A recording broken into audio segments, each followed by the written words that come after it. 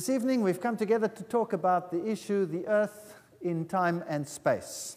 You know that the world out there teaches that everything is millions and millions and millions of years old, and the evidence is presented as irrefutable. And one wonders whether there is another side to the story. So I want to talk about this issue and present some thoughts to you. And as I have said earlier in our greeting, I do not wish to indoctrinate anyone. I would just like to state the other side of the story so that at least people have a choice to make. In the media, in the schools, in the university systems, in the libraries, wherever one goes, one is subjected to only one form of information. And that's not fair. Both sides should be available so that people can make informed choices. The Bible says in Isaiah chapter 40, verse 22, "He sits enthroned above the circle of the earth, and its people are like grasshoppers. He stretches out the heavens like a canopy and spreads them out like a tent to live in." So obviously there's a reference there to the God of the Bible having formed these heavenly bodies. In a strange sort of way, science actually acknowledges a deity sometimes, because here is a nebula which is termed the Eye of God, one of the NASA Hubble telescope pictures. In actual fact, we are told that we are a rather insignificant planet in a rather insignificant solar system, in a rather insignificant galaxy, floating somewhere on the edge in an insignificant position of a rather gigantic universe. And probably there is a lot of truth in that. If you take one star, Betelgeuse, for example, in the constellation of Orion, then you'll see that that is an enormous star, because that over there is the size of our sun, including the entire orbit of the Earth. And that is the size it would be if it included even the orbit of Jupiter. So really, this is an enormous star compared to ours. So ours is really a very tiny object. The science literature will tell us how everything came into being, how the planets formed, how the early Earth formed out of particles and dust that coagulated. And one of the most prominent theories today is, of course, the Big Bang theory. So this theory tries to give a naturalistic view on the origin of things. And contrasting this, you have the idea that God created all things at some time in the past. Now, this is a very fascinating study, and one would like to say something more about it. Well, you see, the idea is that at some stage, everything that we see in the universe out there was concentrated in one particular point.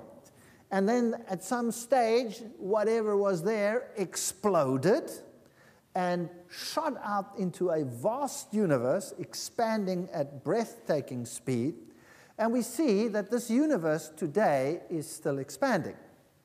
And what they do is they look at the light that comes from distant objects, and they notice what is called a red shift. Now, when waves are stretched and become longer, that is called a red shift. If waves are compressed, light waves, and you see a shorter spectrum, well, then what you see is a blue shift, because the shorter wavelengths tend to give a blue tinge, the longer wavelengths will tend towards the red shift. Now, because everything seems to be red shifted, the idea is that the waves must be stretched because the objects are moving away from us. So the universe is expanding. Now, if the universe is expanding, then it's easy to extrapolate backwards and to say, well, if it's expanding now, that means it must have been closer together in the past. And if it was closer together in the past, well, is it conceivable that it perhaps was so close together that everything was concentrated on one point? That's the basis of the Big Bang theory. Now, I'd also like to point out that there are approximately 125,000 million galaxies, each with some 200,000 million plus suns, and the distances are so vast that we cannot even imagine them in every single direction. So really, it seems as if we are a tiny, insignificant spot somewhere lost in space. Now, the story about this redshift and all these issues in space is very interesting. Psalms 8, verse 3, 4, and 9 says, "When I consider thy heavens, the work of thy fingers, the moon and the stars which thou hast ordained, what is man that thou art mindful of him? O Lord, our Lord, how excellent is thy name in all the earth." So the heavens are supposed to tell us something about the magnificence of God, according to the scriptures. Now, if you look out there into space, you will see huge concentrations of stars. And this is basically a problem. You see, if the universe was at any stage contracted onto an infinitesimal point, and it then exploded, poof, and spread out into the vastness of space, then you would expect that this matter would be uniformly distributed. This is called the cosmological principle. Uniform distribution of all that there exists in this vast universe. But you don't see that. In actual fact, what you see is a concentration of material in clusters and groups in various places. Also, what you see is spiraling galaxies, huge galaxies and super galaxies clustered together, spiraling around each other. And you would not expect that. You would expect a uniform distribution of matter. In actual fact, you wouldn't expect anything. Because if there was an explosion of first energy, which later materialized into matter, there would be equal quantities of matter and antimatter, which would destroy each other. And so basically a universe should consist only of energy, if there was ever such an occurrence. But of course it doesn't. There is a tremendous propensity of matter and not antimatter. Nehemiah chapter 9 verse 6 says, "You alone are the Lord. You made the heavens, even the highest heavens and all the starry host, the seas and all that is in them. You give life to everything, and the multitudes of heaven worship you." This is in total contrast to a naturalistic idea of origins. Now, so according to the Big Bang Theory, the universe was created between 10 and 20 billion years ago from the random cosmic explosion. That's the basic idea. And Alan Guth and Steinhardt in Scientific American in 1984 wrote, "The observable universe could have evolved from an infinitesimal region," that means a dot, maybe smaller than a dot, maybe some conjecture smaller than the size of an atom. It is then tempting to go one step further and speculate that the entire universe evolved from literally nothing. That's rather interesting. This is a scientific statement made by scientists in a scientific journal. And the idea seems to be that everything was concentrated in a dot, exploded, and this explosion came from nothing and created everything. So the philosophical assumptions you have to deal with are, firstly, a general relativity and the cosmological principle. That basically says that everything should be spread out evenly if ever anything did materialize, but it's not the case. We see everything concentrated in clusters, and this is problematic. As the professor of astrophysics at Nottingham University admits, we're lost. The foundations of the Big Bang model would crumble away. We'd be left with no explanation for the Big Bang or galaxy formation or the distribution of galaxies in the universe. So there are scientists who are saying, why is this matter not uniformly distributed? And then there's another problem. The Big Bang also violates the law of conservation of angular momentum. Now let me explain that. You see, everything is turning around. When you look at our solar system, the planets are moving around the stars, the moons are moving around the planets, everything is moving in circles. Now, if there was an explosion sometime in the past from a center, and this explosion went poof move in every single direction, then whatever shot out from there shot out in straight lines in every single direction. But that's not what we see.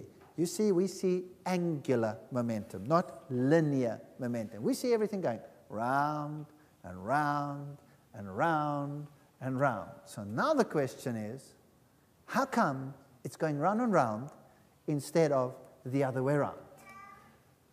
The fact of the matter, it is going round and round and round. So the idea then came to mind, well, there is one possibility that could explain why everything is going round and round.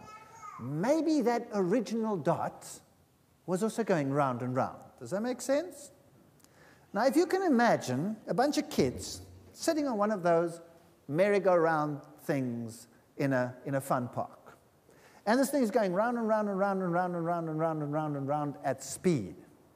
If that thing happened to go so fast that the kids a lot later hang on and centrifuge to the outside, and then goes so fast that the kids actually lose their hold and go flying off, then the law of the maintenance of angular momentum says that they will be spinning while they fly off in the same direction as the object was spinning originally.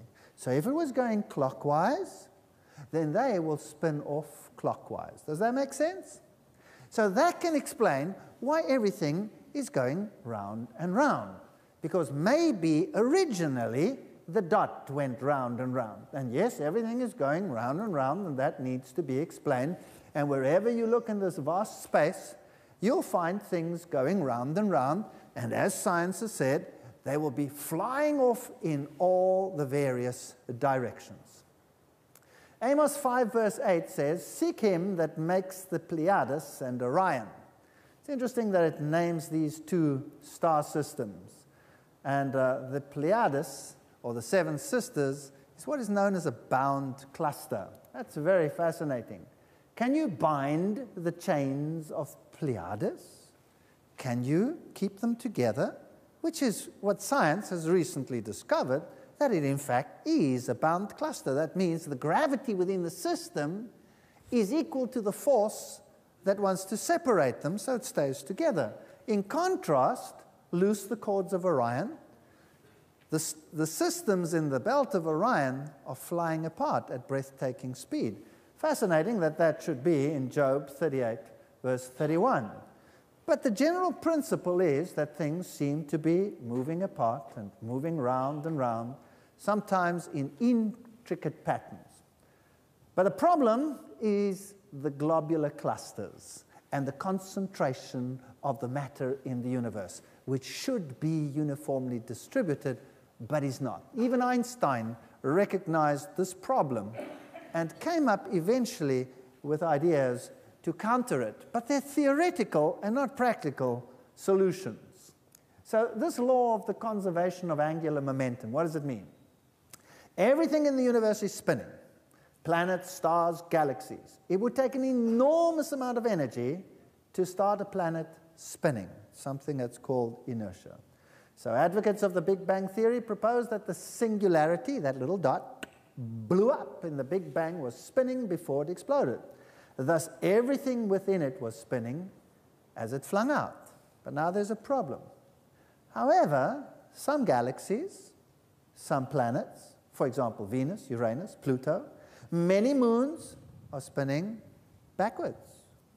That's called retrograde motion. It's going the wrong way around.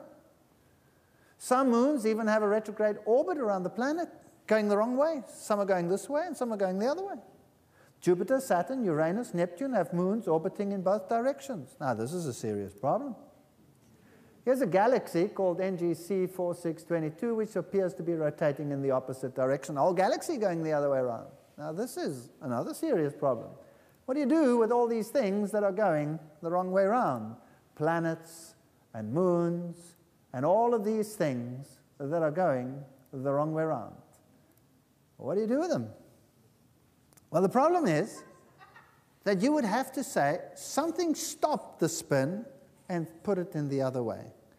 That would have to be such a force that would probably shoot the whole planet apart, and you would have to do it all over the place, even within the same systems. A highly improbable event. So even that seems to violate the idea. There are many scientists who feel that there are many problems with the Big Bang. Here's an article in Nature which says the Big Bang is not yet dead, but is in the decline. And it also says that it implies that some of these findings imply an age of the universe much smaller than the known ages of the stars and the globular clusters of the galaxy. So as far as the Big Bang theory is concerned, the proponents for and against both have arguments, but at least we can say categorically that not everybody says categorically, yes, that's the way it happened. In fact, there are many that say it could never have happened that way. And that's only fair that we hear the other side of the story. And the exploration of space and what science has learned in the last decades is just amazing and boggles the mind. Now, the story goes actually even further. From the Big Bang, you had an explosion. Originally, there was energy. Then a quark soup. These are subatomic particles. Eventually, the first atoms formed, although they never should have. They should have been destroyed by antimatter and matter coming together. And now you have hydrogen. The whole universe out there filled with hydrogen, perhaps a little bit of helium and some of the slightly bigger ones, but basically hydrogen. Now, what do we consist of? What elements are there in us? Everything, from carbon to every single ion that you can imagine, the whole periodic table, we have it. Now, where do all those come from? If we all evolved naturalistically, where do all these other particles come from? If there was a vast gas cloud, it's consisting just of the very lightest of the gases. Well, science teaches that these compounds must have formed out there, or else they couldn't be there today, right? So how did it happen? Well, they reason that the gas clouds started to coalesce upon each other, and eventually forces within the system contracting through gravity, the various elements in upon each other, until you had the formation of stars. And in the stars, you would have nuclear fusion, creating all the other components, and then those stars explode with a supernova and put all that new material into the space. And then that gathers again into new systems, and eventually you have all the elements that you need.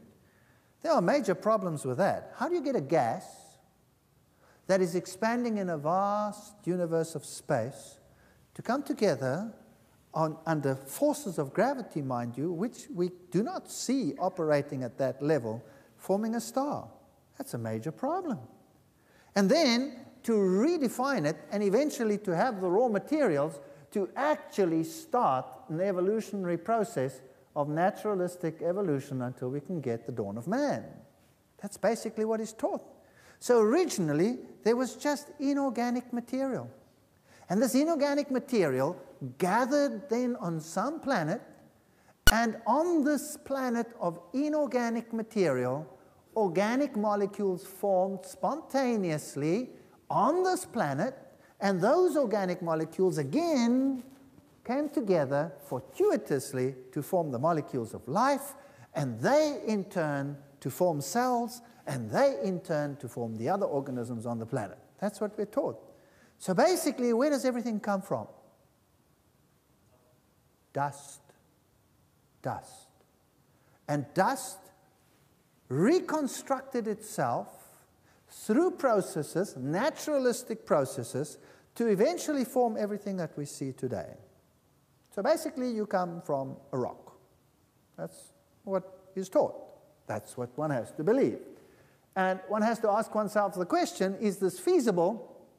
That dust eventually formed life, and life eventually formed the complex organisms and structures that we see in the world today. Is that feasible, all by itself, driven by a process which required natural selection? We'll be dealing with all of these issues.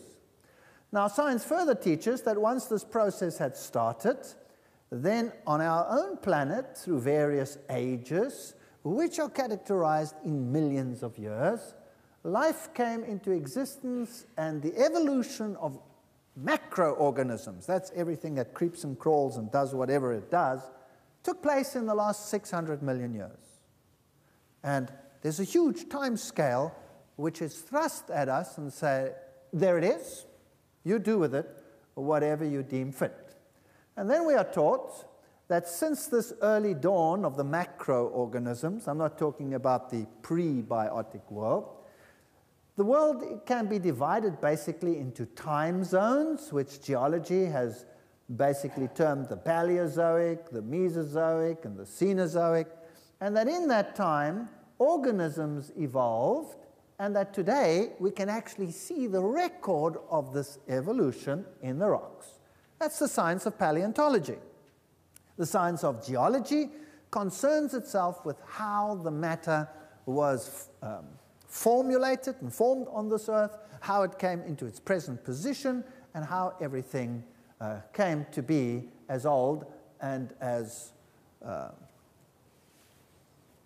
distributed as it is today. Now, is this true?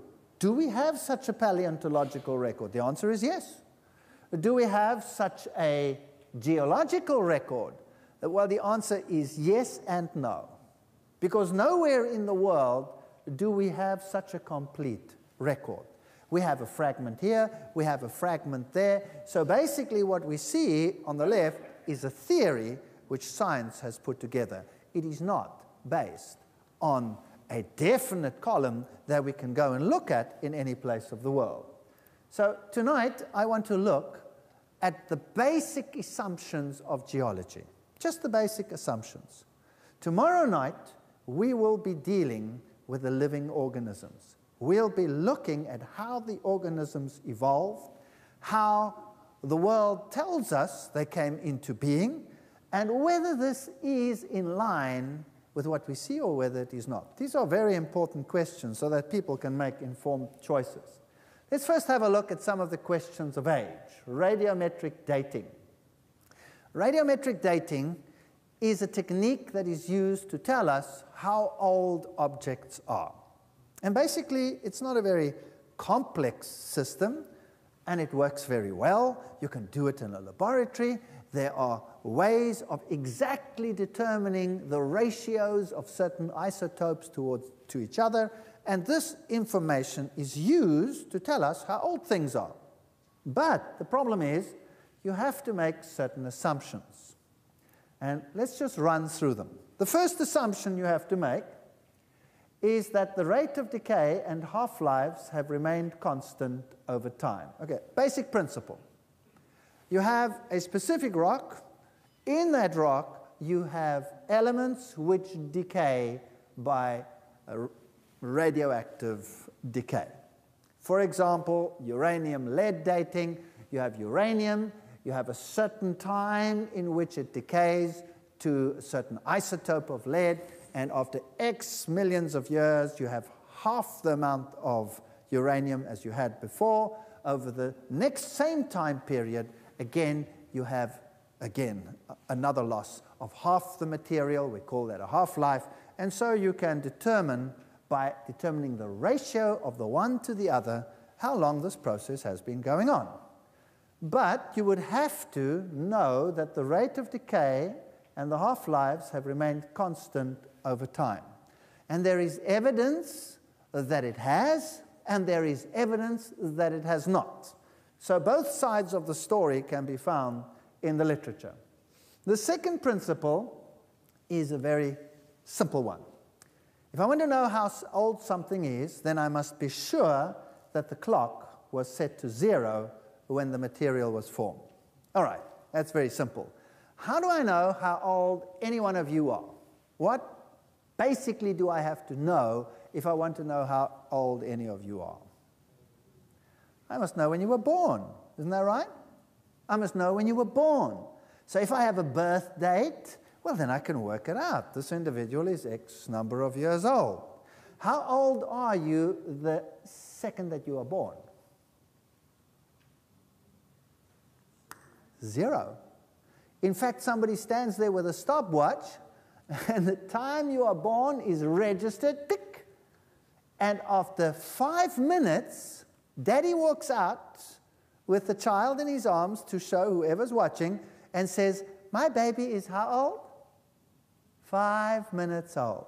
So I have to have a birthday. So now, if I want to know how old the rock is, how do I know when it was born? Now, if I wasn't there to see it born, sometimes you can be there. If volcanic material comes out of the earth, you can see that it's born kind of now. You know what I mean? But rocks that are supposed to be ancient, I wasn't there, nobody was there. How do I know when they were born? I don't know when they were born. So I have to use a supposition. I have to say that when the rock was born, the clock was set to 0.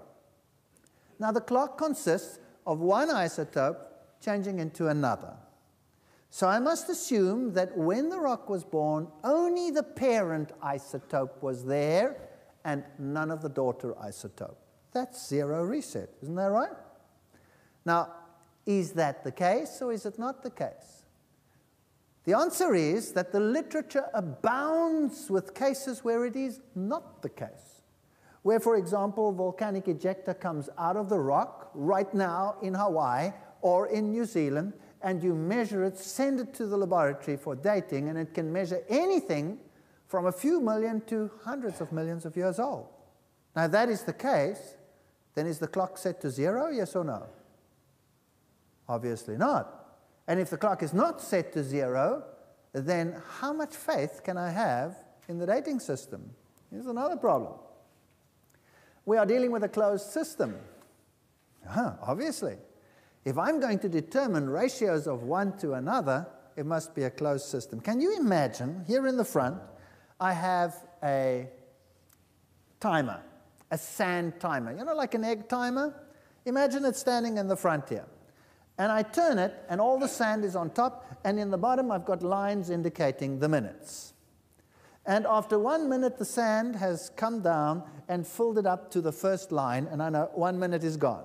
After another minute, the second line. After a third minute, the third line, etc. That's how the clock works. Now, what if there was a hole in my glass at the bottom?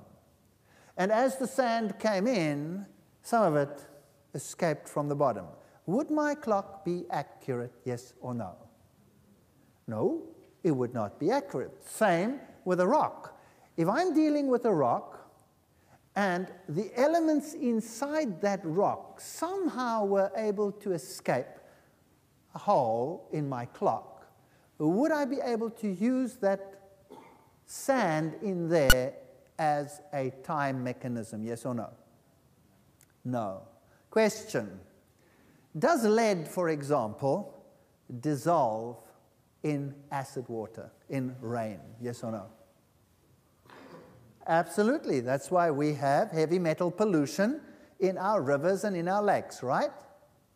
So, if it rains and water falls on the rocks, and the rocks are porous and the water goes through, can I wash out some of the elements, yes or no? Obviously, yes. I mean, that's how mountains work.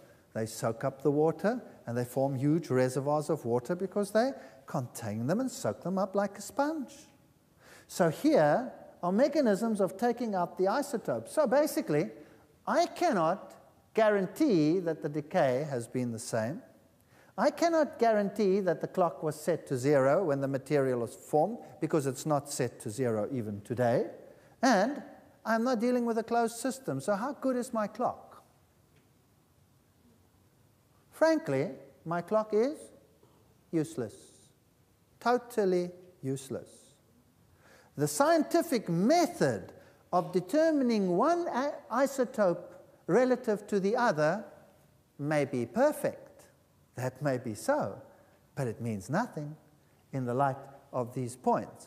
So when somebody tells me, how old is something? Then how old can it be? As old as you would like it to be. You see, when Einstein couldn't figure out, or the world couldn't figure out, what was happening in terms of light and the movement of light, whether an object was moving towards you or an object was moving away from you, the speed of light remained the same, although it shouldn't have. It doesn't make any sense. Obviously, if two objects are going to move towards each other, they're going to get there sooner than when they're moving away from each other, right or not? So what was his solution? He came up with a theory which he called relativity. That's it. So that's the solution to a big problem in science. It's nice, but it's just a word. We don't have to go into all the details. So if somebody asks me, how old is this rock? I say, it's relative. Relative to what? Relative to my paradigm. Relative to my way of thinking. If I believe this rock is young, there is nothing that you can do to prove that it is not. And if you want to believe that rock is very old, there's nothing that I can do to prove that it is not. So believe it if you want to, that it's billions of years old, or believe it if you want to, that it's a few thousand years old. There is nothing that stops you from believing what you want to believe. Nothing. And no matter how much arm wrestling science does with you to tell you that you must believe that it's old because that is their paradigm, tell them it's relative. You can believe whatever you want to believe. There is no evidence, impelling evidence to force you to change your mind. You don't have to. Having got that out of the way, and please, I'm not saying you can't believe what you want to believe. I'm saying you have freedom of choice to believe what you want to now. That's all. That's all. So I'm not running anyone down. Now, let's have a look at these rocks. Science teaches that each one of the rock layers that we find in the geological column, which is something that doesn't exist anywhere on this planet in toto, each one of these once represented a time gone by, sometime in the distant past, when each one of those was the surface of the earth, and life was enacted on each one of these very much like it is enacted today. So today we have cycles of rain, we have cycles of weather change, we have all these cycles, we have cycles of erosion, we have cycles of deposition. Everything that happened in the past is the same as what happened today. So obviously, it is logical to say that the bottom layers will be the ones that were there first. Then came the next stage, then the next stage, then the next stage, then the next stage. Or we could say that this is a layer of material, then another layer of material, then another layer of material, and then another layer of material. See the difference? It's not very big, except for what? Except that science attaches great time to each layer. Does that make sense? So science says each layer represents a huge block of time. So when you take a layer away, what are you taking away? A huge block of time. Whereas if you say each layer is just one layer of mud on top of the next layer of mud, and you take one away, all you are taking away is a layer of mud. There's a difference in the thinking there. So let's think about that. So science teaches, okay, the first layer is at the bottom, that's the oldest one, then came the next one, then came the next one, then the next one, then the next one. That's called superposition, one on top of the other. It's very logical, makes perfect sense. And then we are told that the oldest layers have organisms such as these, so that's obviously what lived then. And if you go a little bit higher into that layer over there, the Ordovician, then you had creatures like this. If you go a little bit higher, you come to the Silurian, you have creatures like this. Go a little bit higher to the Devonian, well, then you have fishes and all kinds of things. If you go a little bit higher, you come to the Permian, you have the first land plants and all these interesting things. And then these huge trees, then you come to the Triassic and the Jurassic and the Cretaceous, and you have these wonderful dinosaurs and all these interesting creatures. Then you go a little bit higher, then you come to the Cenozoic, and then you get all the mammals. And that's how evolution happened. So you started with these marine organisms, and then you went up through the fishes, eventually to the frogs and the reptiles, and etc. Now, we're not going to deal with the animals tonight. We'll deal with them tomorrow. Let's just look at the rocks tonight. Now, rocks are never as interesting as animals. So tomorrow, obviously, will be more interesting. We'll look at dinosaurs and evolution of creatures and all of these things. But rocks are what you have to walk on, right? So they're important. If you were not on a rock, you'd be in trouble. Now, the Bible has a totally different story. The Bible tells us that at some stage there was a flood. The Bible says that this flood lasted 1 year, 17 days. That's kind of strange. Most people think flood, it rained 40 days, 40 nights, and it was all over. No, no, no. That's not what the Bible says. The Bible says it rained 40 days and 40 nights. The Bible says the waters of the great deep broke forth, and the waters rose for some 5 months. Then they started to decline, and after 1 year and 17 days, Noah could leave the ark. Now that is decried a fairy tale today. A very strange little story, an allegorism, just to keep people happy, and makes a nice children's story. But in any case, that's what the Bible teaches. And that it took 1 year, 17 days, high in the mountains of Ararat, for Noah to actually leave the ark. You see, it says he was so old when he entered, he was so old when this happened, he was so old when he sent out the ravens and the doves, and he was so old when he left the ark. So you can work it out, how long it was. And it's 1 year, 17 days, with major activities happening during this event. And what's also very interesting is that if you look at the geological column, what you see is a lot of mud. And mud happens in what? Happens in water. So if you go to the Grand Canyon, for example, and you look at the various layers, then yes, what you see is one layer on top of the other. Now remember what science teaches. That was once the surface of the earth, followed by that one, followed by that one, followed by the next one, etc., all the way along. When you look at those layers, can you see that they're all nice and flat, and that the contacts between them are perfectly flat? You see that? Absolutely flat. It's like the world was, and then came another world time period and went, then came another world time period and everything very flat. Huge flat layers, one on top of the other. So there you can see them very nicely. 1, 2, 3, 4, 5, etc. They're all nice and flat. And the contacts between them are very flat. Now remember what science teaches. Each one of them was what?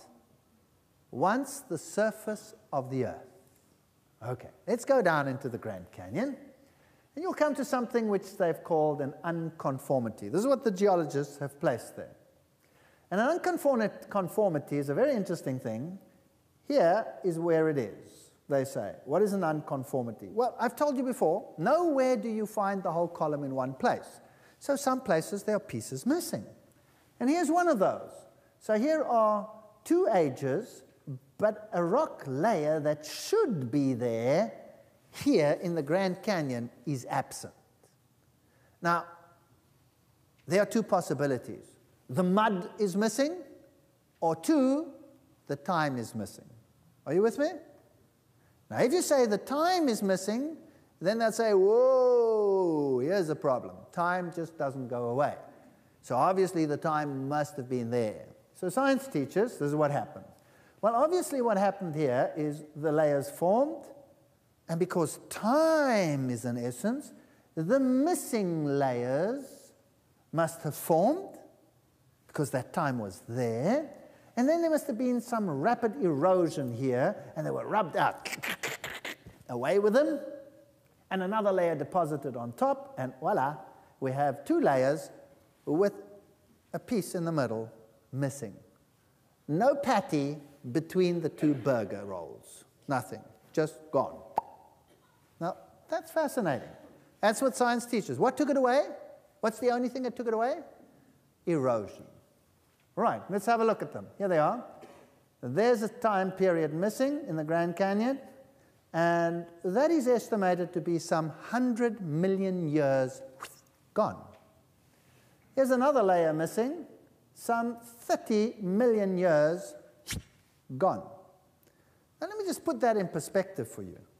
If we take the present erosion rates on this planet, and we measure how much of the soil is being washed into the oceans every single day. Well, you live here next to the Mississippi River.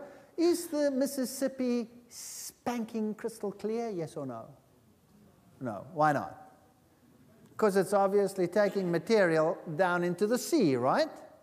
That's whatever it erodes away and it ends up in the ocean. So that's where it gets to end up. Now, the same must have happened here. There must have been a period of erosion, they say, and that took away the layer. Now, how much could be taken away in 100 million years? Well, did you know that at the present rate of erosions, if we take the lowest level for the United States, which is about 6 centimeters of Earth's surface every 1,000 years, the highest being in the Himalayas, some 2 meters gone every 1,000 years, then it would take just 10.2 million years to wash away the entire continent into the ocean using the lowest level. So 100 million years, that's enough to wash the entire continents, present continents, into the oceans at least 9 times over.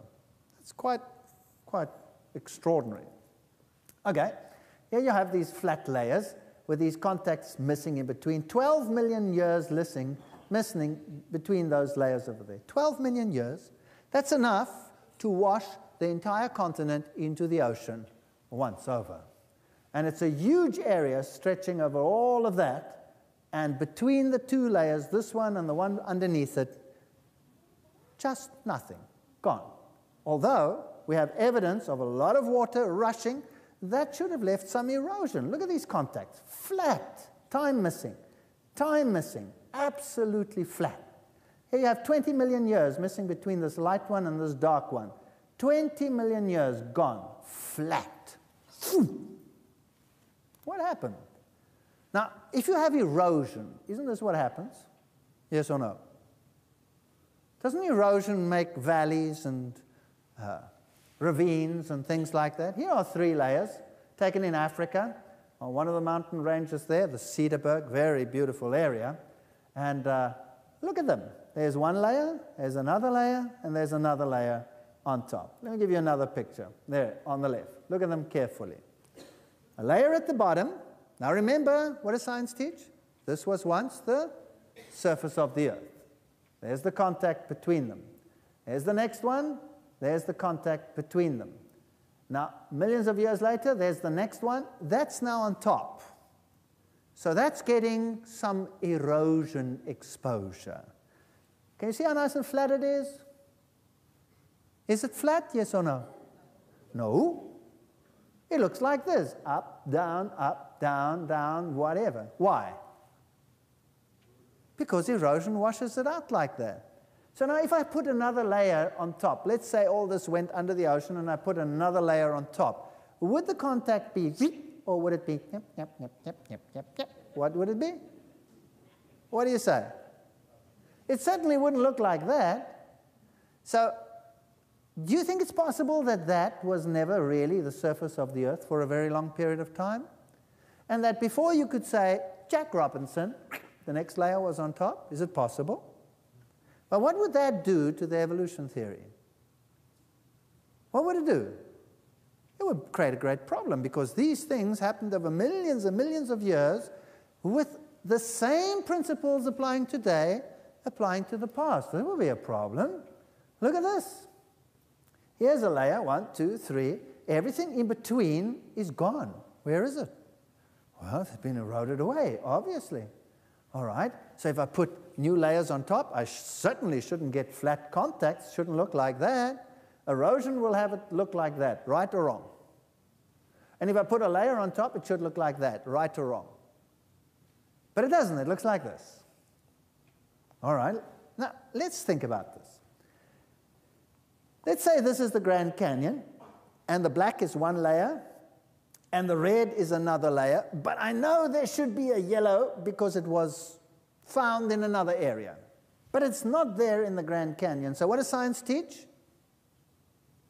It was washed away by erosion. Is that right? And therefore, millions of years of time cannot be found there. But the contact is absolutely flat, and it shouldn't. It should look like that. So now, here's another possibility. Actual fact, this wasn't time at all. These are layers of mud. There's one layer of mud, a missing layer of mud, and a red layer of mud. Whereas here we have a black, a yellow, and a red layer. Let me explain this. I have 3 buckets of mud here in the front. One contains black mud, the other one yellow mud, and the other one red mud. Now, I take this huge bucket that I have of black mud, and I go whoosh, and I spread it all over this hall.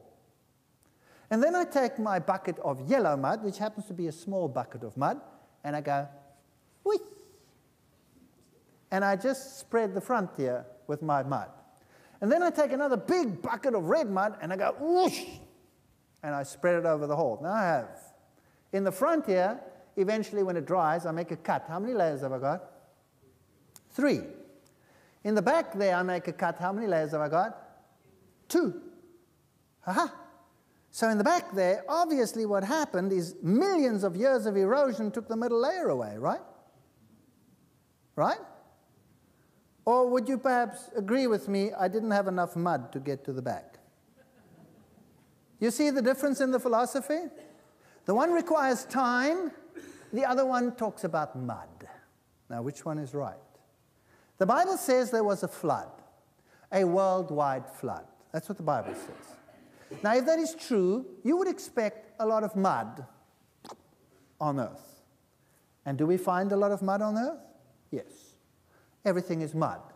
Marine sediments here on this earth. Where should they be? In the bottom of the ocean. There's not enough there to account for any of this time that has gone by. It's all sitting on land, which is all kind of upside down. Now, here are some scientific publications.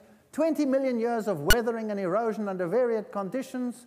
And then he says, the survival of these paleoforms is in some degree an embarrassment to all the commonly accepted models of landscape development. Here's a scientist that says, you know, we have a problem. All of these mud layers are there, and erosion is taking place all the time, and look at what we have. Everything is still there. Actually, it should be gone several times over. Why is it still there? So we will be looking at this issue in the next section. For example, the outcrops were excellent, but even the closest inspection failed to turn up the precise position of the 15 million year gap. Why is there a gap and I cannot see it? These are questions that need answering, and we'll see them in a moment.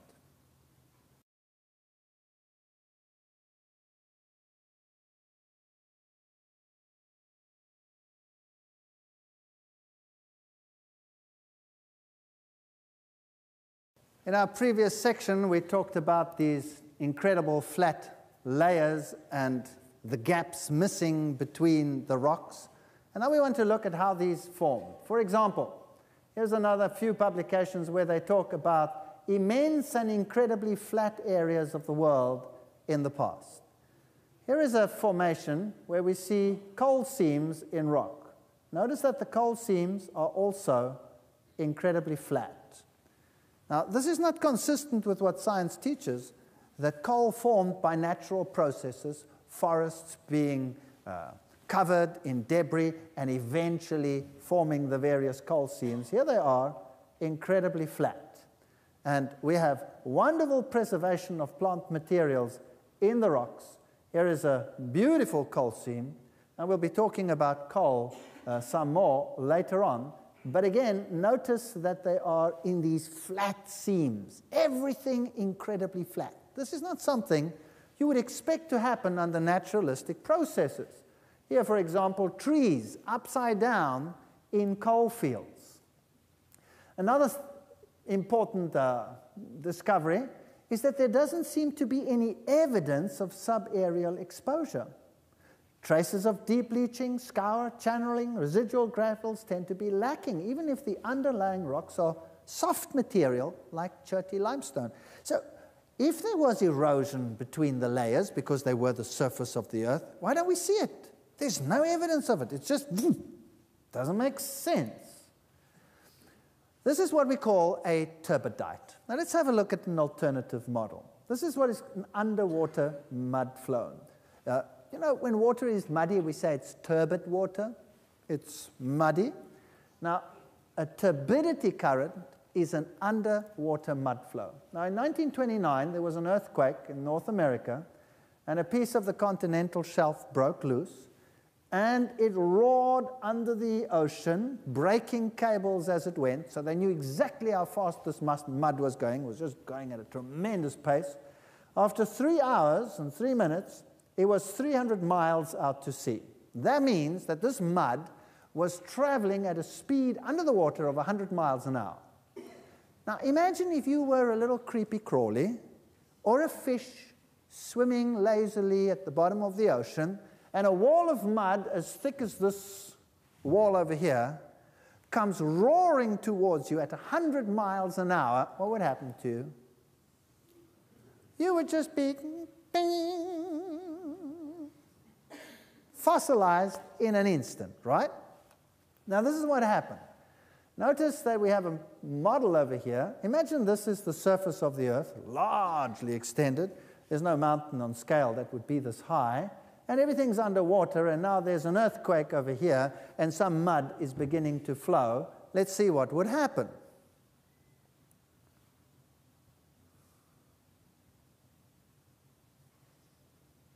There it flows.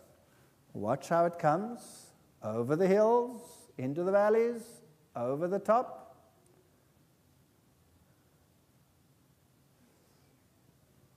And then it's going to settle down. And notice what it does. It's very interesting.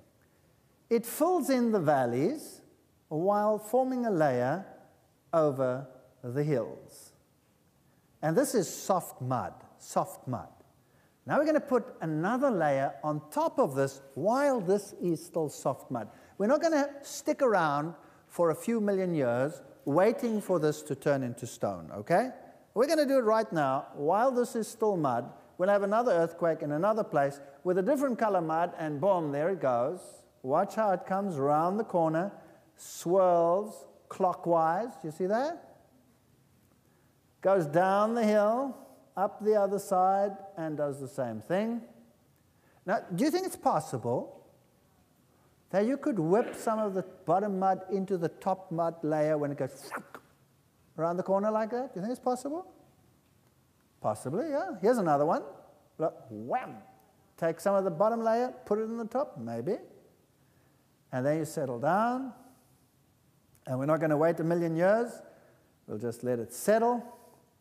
And then put another one on top. Notice the valleys are getting fuller and fuller and fuller. By the way, that's what it looks like at the bottom of the column. Between the Cambrian and the Precambrian. That's what it looks like. Another layer.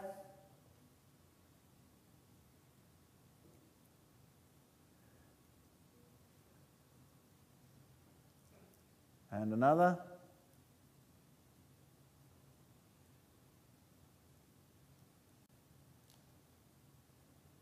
And another.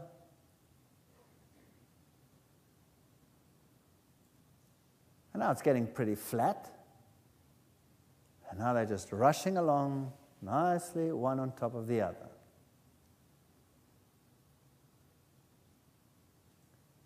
And then we have a closer look.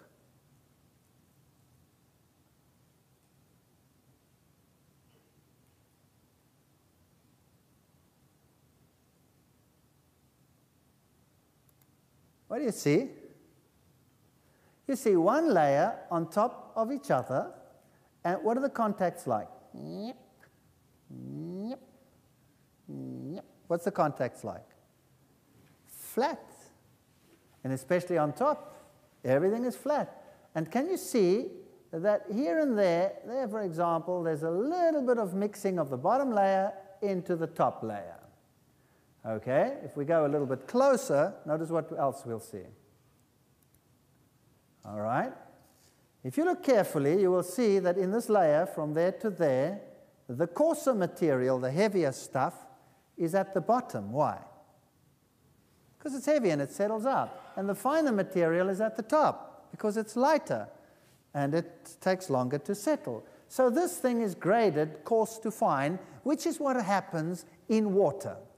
Now, if this layer had to form over millions of years with then a rain, and then a drought, and then a rain, and then a drought, and all these things happening, would the whole thing be jumbled up, or would it be graded coarse to fine? It would be jumbled up. If it's graded coarse to fine from the bottom to the top, what does that mean? That this layer formed how? Boom, catastrophically. All right? So if we go into nature and we have a look at them, here we are in the Swiss Alps, hundreds of these layers, one on top of the other. So it's just one after the other. Here we have some in Texas, and they've been lifted up.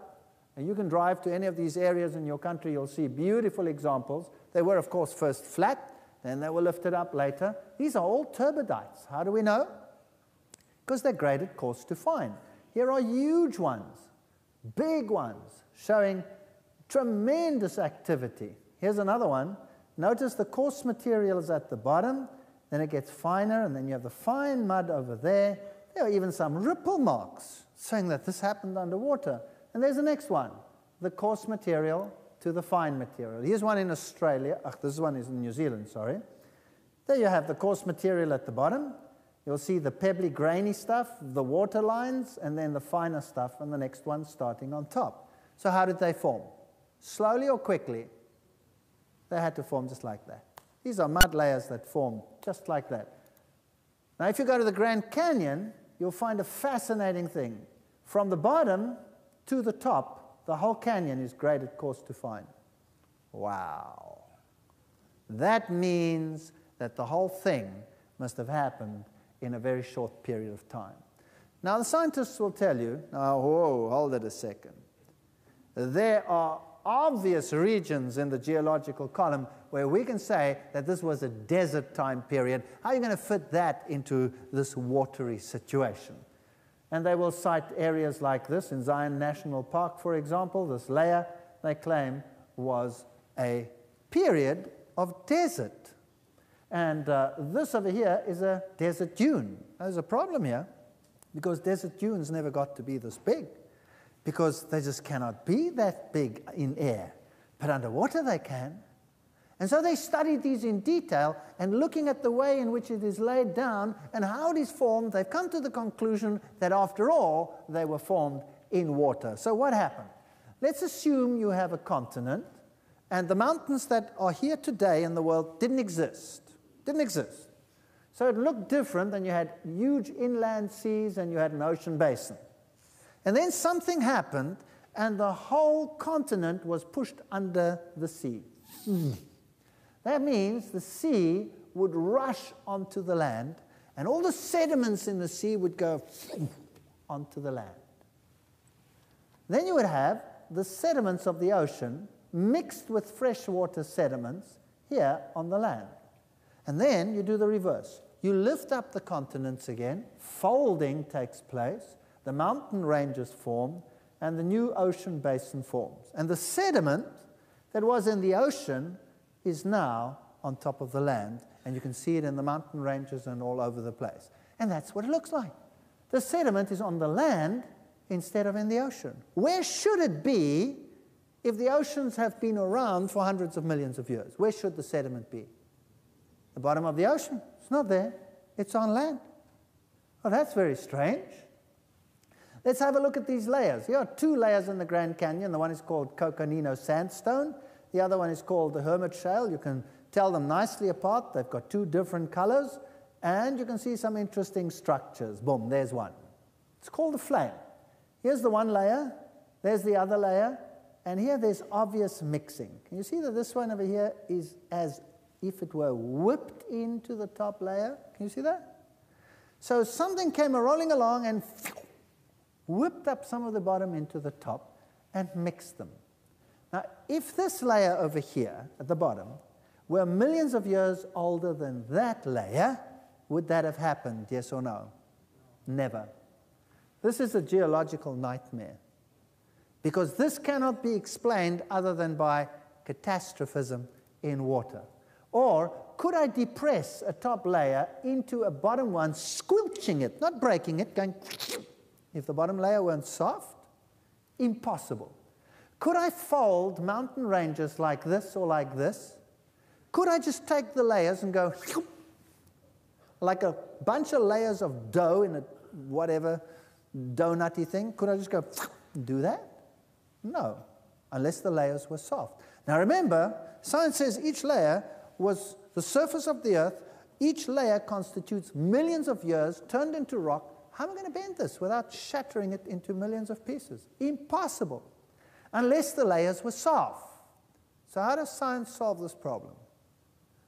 I say, well, what must have happened is they were rock, but then there came a time of continental depression and it went down into the heat of the earth, and there it became molten. Then it was lifted up and folded. Hello, here's a problem. Then there should be evidence of this heat upon the rock. But most of these rocks are sediments, no evidence of any heat, no volcanism, just water, mud, and fossils, no heat. And they're all folded like that. So it must have been soft. Here's another interesting one. Here's a finger sticking through another layer of mud. Obviously, this finger is hard, this layer is soft, so this erodes away, and there stands this finger. Ding! What's it doing there? Where's it come from? So if you look at the layers, this is in Kodachrome Basin, also here in the United States, different layers. There they are.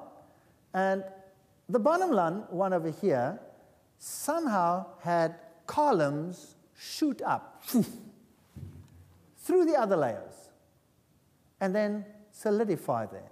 So this one over here shot up through this one, through that one, into that one, and there it sits. And that one shot up from that one through the others, and there it sits.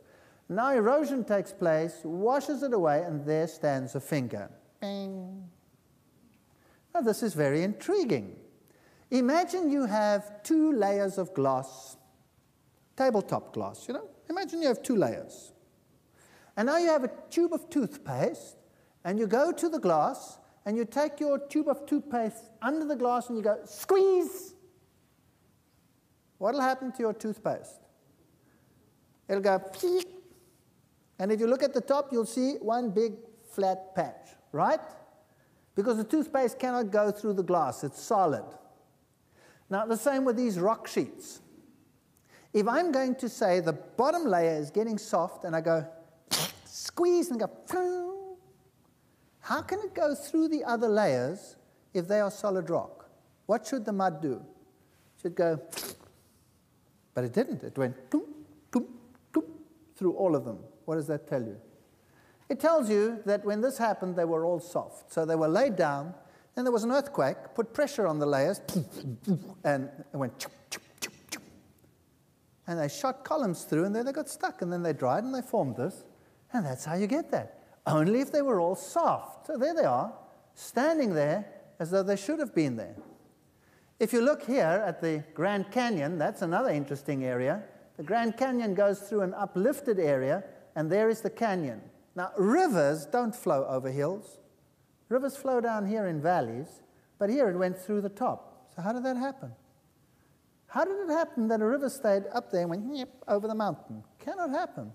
So something must have happened to form a rip, and the water must have rushed through, and the layers that we have are indicative of a major flood catastrophe. So looking at the Grand Canyon, what washed this out? This little river flowing over a hill? Doesn't happen. All these layers, we've seen that they must have been deposited quickly. This massive amount of material washed away. Was it rapid or was it slow? The Zion Canyon, look at that. A sheer canyon. Who's ever walked up Zion Canyon? It's great, eh? It's magnificent. You walk up that canyon, and you just got to be careful that floods don't come. And by the end, you can touch both sides and go up the canyon. Wow, it's magnificent. You guys should do it. And you look at those canyons and you think, wow, what happened? Was that rapid or was it slow? Well, here you're going to Africa. This is when the fledgling state Namibia was formed. And we're up there in a region of the Fish River Canyon. Beautiful erosion features, ripple marks. Again, water features everywhere. And there is this canyon. Look at it. Nice V-shaped canyon going round the corner. It's not as impressive as the Grand Canyon, but you know, not everybody can keep up with you guys. And this is the Orange River Canyon. Here comes the river, makes this huge waterfall, and then flows in this beautiful canyon. Can you see the canyon is V-shaped? Can you see that? V-shaped canyon. So now we've seen the Fish River Canyon is a V-shaped canyon. This canyon is a V-shaped canyon. The other canyons in the world, V-shaped canyons. You've got to be careful when you go walking there because this critter here is extremely dangerous. That's a yellow cobra. And some beautiful erosional features visible over here. Plus this. This is a water whirl. There's another one. So here something went, took it out. When it was soft mud or something else happened, science will tell you, no, what happened here was the water flowed and there was a stone in there and went round and round and went grind and made a hole. So there's a nice round hole. Some of them you can sit in like that. Some of them, like this one, are high up in a mountain. Did the water flow up there? That there are these round holes? Or is this evidence of a recent flood? Here is the Colorado River. Here you can see the goosenecks. Notice that it is V-shaped again. There you can see it beautifully V-shaped. Now, a scientist published in the journal Science an article where he said, we have a problem. Because if it is V-shaped, then it had to be rapid. It could not have been slow because slow undercuts and deposits. So all of these canyons must have occurred instantaneously, rapidly. So that was rapid, that was slow. So what washed it out? What happened? This is another canyon that formed instantly, Canap Creek, and you can see it's also V-shaped. That's a recent one that would washed out in modern times. This is Bryce Canyon. Who's been to Bryce Canyon? Wow, you guys must go there. This is a beautiful place. So you get up to this mountainous region, and you see this beautiful washed-out area. Notice this massive washout. There's a human being as a scale. It's fascinating to see what happened over here. Everything in between is just gone, washed away. Everything in between. Erosion has eradicated it, leaving these magnificent monuments to some water activity. This is Monument Valley. Notice these mounds that stand in this valley. Now, once upon a time, these were all flat sheets, one on top of the other, and what has washed everything in between away? What does science say? Millions of years of erosion. But in actual fact, when you look at them, is it possible that it could have been rapid erosion rather than millions of years? There are the monuments, there they are. Everything in between is gone, and these stubbornly remain behind. Look at those two, standing side by side, like two cooling towers at some factory. Amazing. There they stand. Everything else in between is gone. Millions of years of erosion has taken it away, but these two are stubborn as goats. There they stand. We will not go with the rest. Does that make any sense? Or those are the Navajo twins, and everything else in between is gone. I'm going to take you to an area in Africa, and this is in Basotho land. And here is an interesting feature. This happened in one rainstorm. Notice that the rainwater came and washed away all the material, leaving a mound there, a mound there, a mound there, another one there, another one there, another one there, a couple over there, and a range over here. And that is what happened in one rainstorm. Now, why are these still there and everything else is gone? Imagine this. The water's coming along, washing away the soil. It's busy digging these channels, taking away the mud, and then all of a sudden the rain stops, and what happens? The water's gone. And before everything could be washed away, it dries out and leaves these mounds. Now, isn't that exactly what Monument Valley looks like? Yes or no? It's exactly what it looks like on a small scale. There's a little canyon that formed in just a rainstorm. There's another one. Notice the V shape, exactly the same. This is a beautiful area. This is the Cedarberg, and here the mountain is cut into columns. You can literally get into one of those columns over there and walk through the mountain. Spectacular. When you get in there, it's like a cathedral with huge arches hanging over you like this, and you can walk in this area under these arches, and there you can see the layers of mud. 1, 2, huge layers deposited, one on top of the other, with these flat surfaces in between. And as you look down these slits, you can see, there's a person walking, you can see right through them, and you literally walk up into this mountain. What washed that away? There's no river flowing there today. Either millions of years have taken away this area, or this happened rapidly, and this is a relic.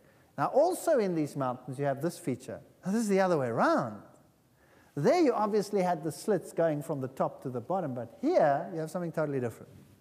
If you look carefully, you can see that this mountain is standing on pillars. Can you see that?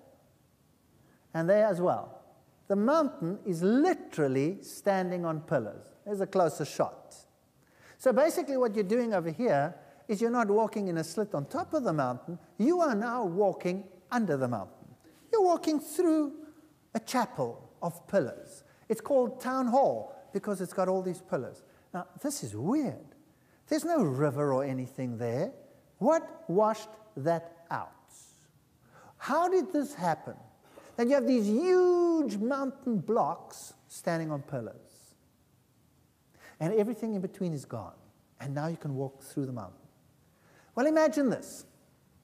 Imagine you have these huge layers of mud, one on top of the other, covered in water, and suddenly this water drains off the land because the ocean basin is formed and the continent is lifted up. And this huge body of water just rips channels.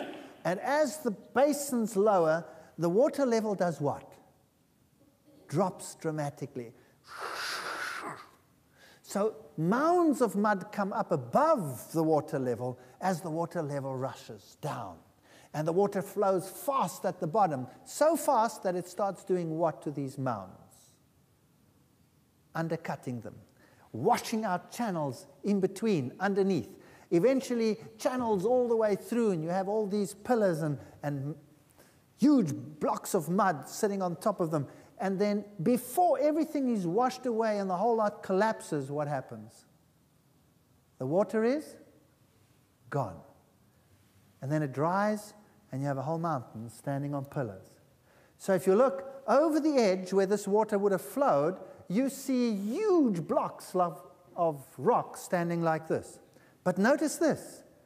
The erosion is at the bottom over here. There's no river flowing here. The erosion is at the bottom. It is as if something washed over the edge and was washing away here with lowering water levels, rushing through there, washing out the underneath, and it would have washed it all away, but then what happened? The water was gone, and there it stood. And that is how we can explain the features such as this, where you have these relics and everything in between is gone. This is how we can explain the amazing rock structures that you find in Zimbabwe, for example. All right, so this is how we explain these wonderful features where you have these rocks that seem to be balancing one on top of the other, and you wonder, how do they get there? But if this was actually a relic of huge sheets that were there, everything washed away, but before all of this could collapse, the water was gone, well, that would explain it. That would explain Ayers Rock in Australia. And now there's only one problem left. Science says that all of this is fair and well, but there's a problem.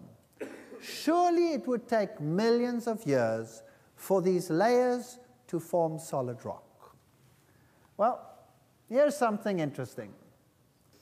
We have a ceramic pot over here and a bottle encased in solid stone.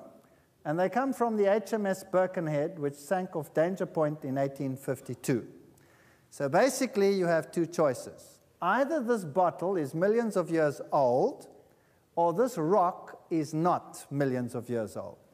Now, we know how old it is, so we know it must have formed rapidly. Here you have a bell. That's a ship's bell, encased in solid rock.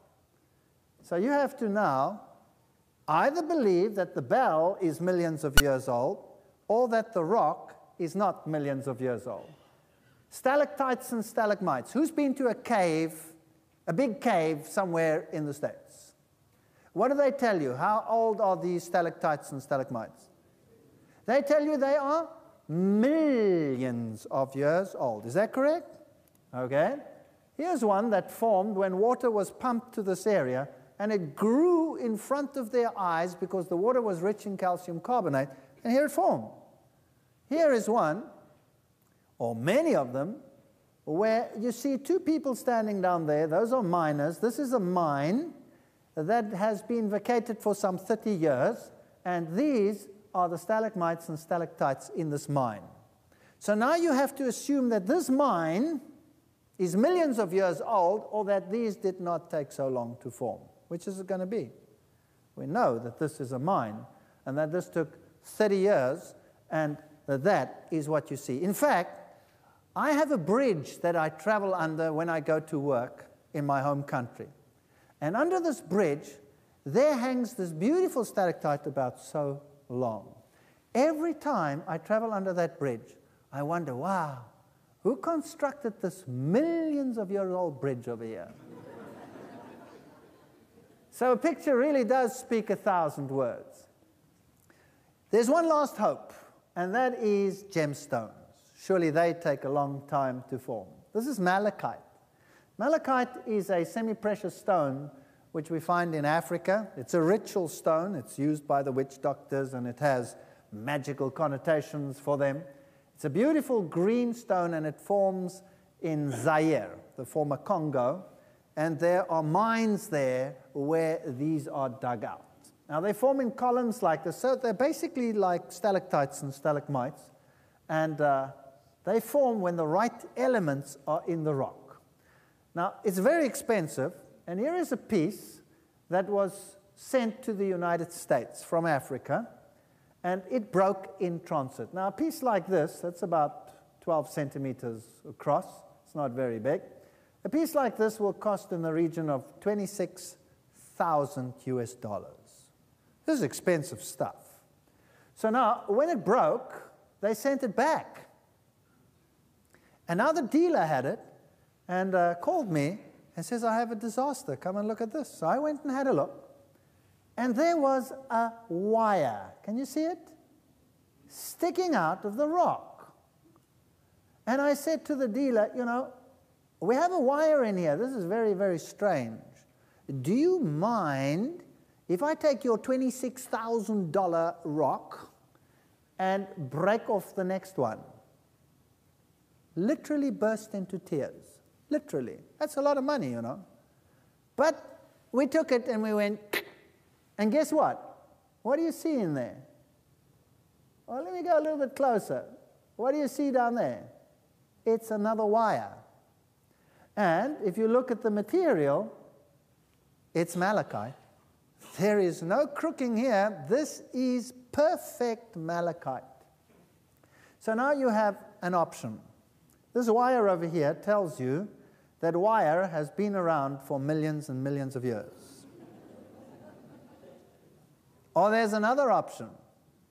The miners might have discovered that if they put copper wires down and they let water run through the rock material, that this would act as a center for rapid formation, and the stone would form quickly.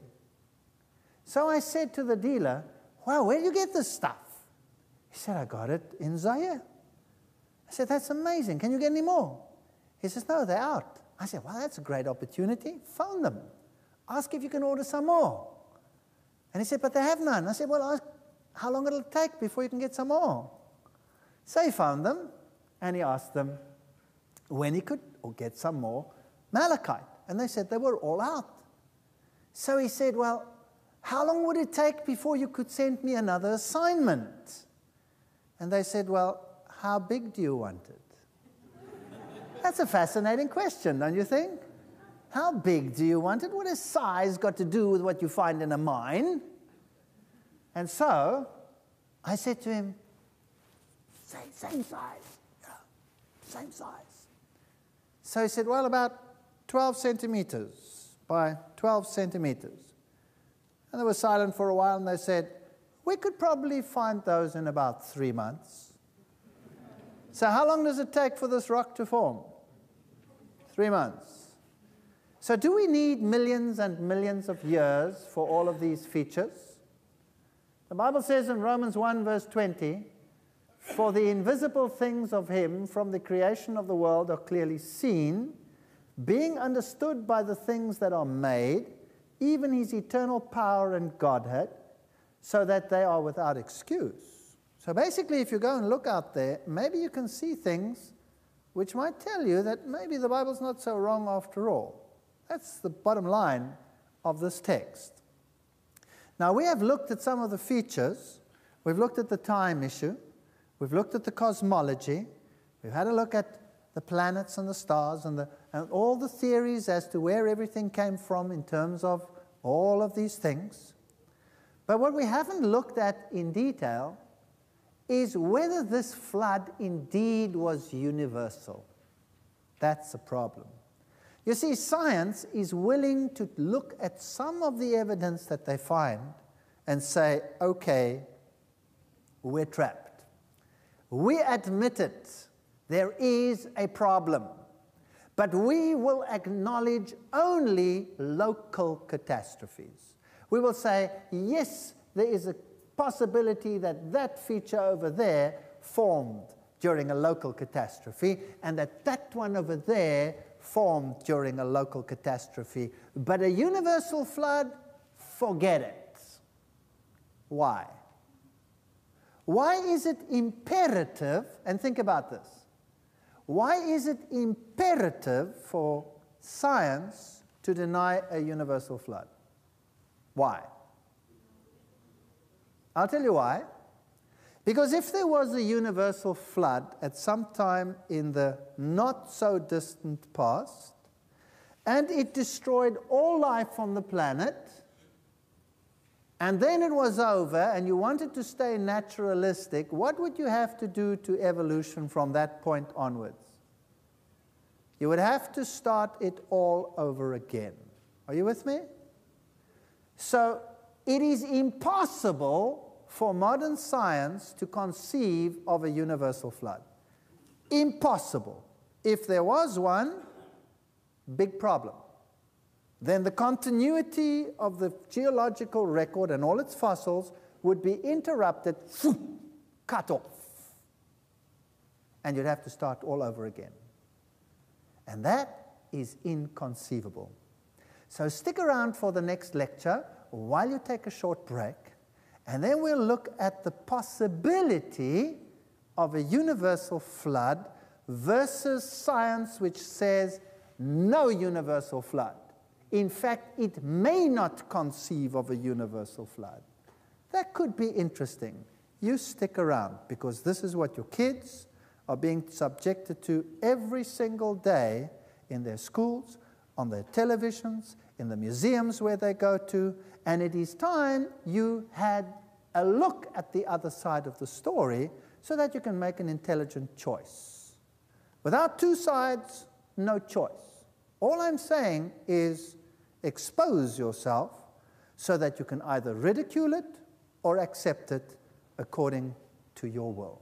Thank you for listening.